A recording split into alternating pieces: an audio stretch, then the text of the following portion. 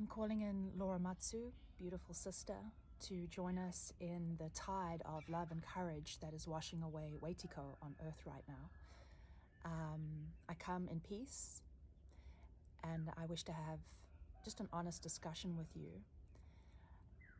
about what Wetiko really is, and I hope that you join in speaking up against settler colonialism with us, and it doesn't have to become your life's work, but yeah, I'm just calling you in, and maybe you think I'm an idiot, and that's fine.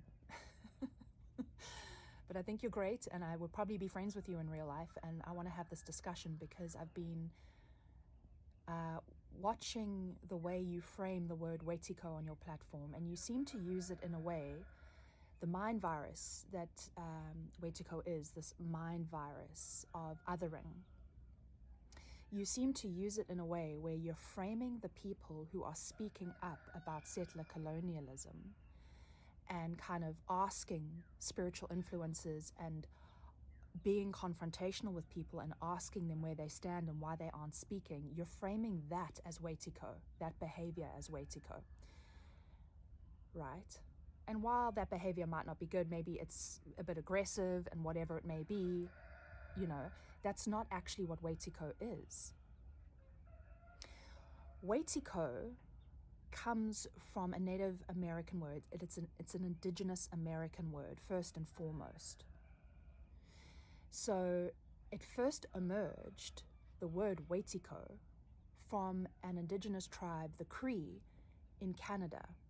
And it was emerged to describe the white settlers and their insatiable virus of selfishness. It's a virus of selfishness first and foremost. It's not the virus of me coming and asking you where you stand on settler colonialism. That's not Wetiko.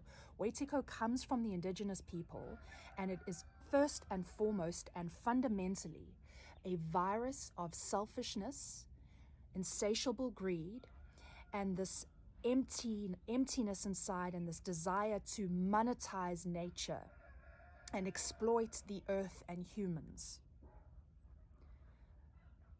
That is Wetiko. So Wetiko emerges as a word intrinsically linked to settler colonialism, and it's fundamentally about settler colonialism. And later on, the Lakota used the word washichu, right? And washichu means the fat takers. So Wetiko is not when a person asks you why you aren't speaking about people that are genociding Palestinians or the Congolese or the Sudanese, the same people who genocided the indigenous tribes of Turtle Island. This is the great weird irony here that I see in your work, because you are using the word Wetiko to tell people who are speaking up about actual Wetiko that they are Wetiko. It's not Wetiko for me to come to you and say, why are you not speaking about, why haven't you said anything about settler colonialism?